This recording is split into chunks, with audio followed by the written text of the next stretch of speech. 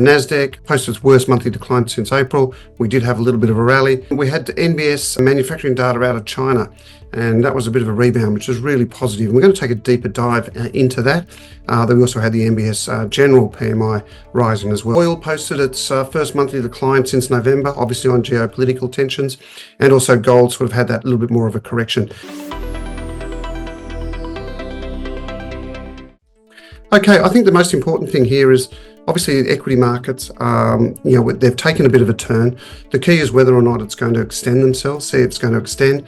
I noticed that Trump's out there doing a lot in terms of what he said he would do once he got into power. And we're seeing these protectionist policies starting to come through. I'm pretty unsure how the market now is trying to react to this, because we're still seeing equity markets sort of have a little bit of a bounce from that last week's sell-off. Obviously, a protectionist policy has inflationary implications.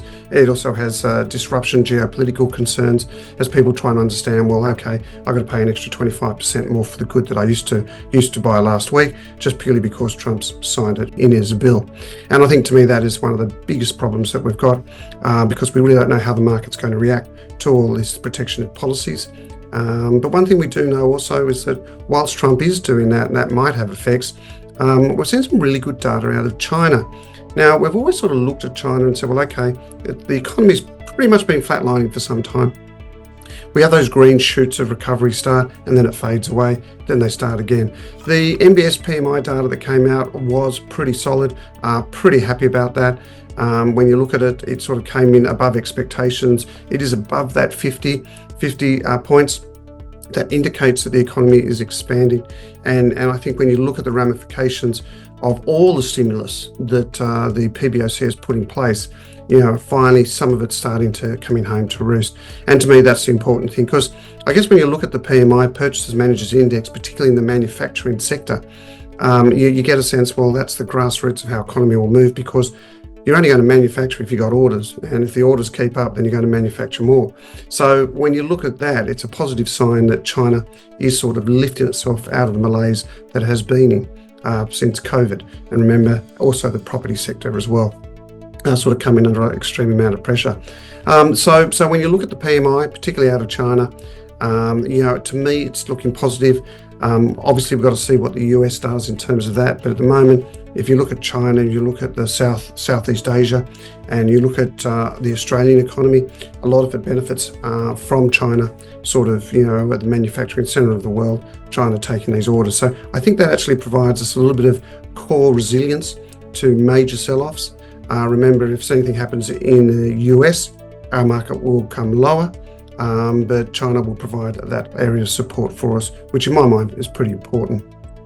So I guess when you look at China, you look at that expanding economy, I think that's all pretty good. As we know, China does provide a pivotal role in the global economy, and also demand for the energy sector like oil and gas.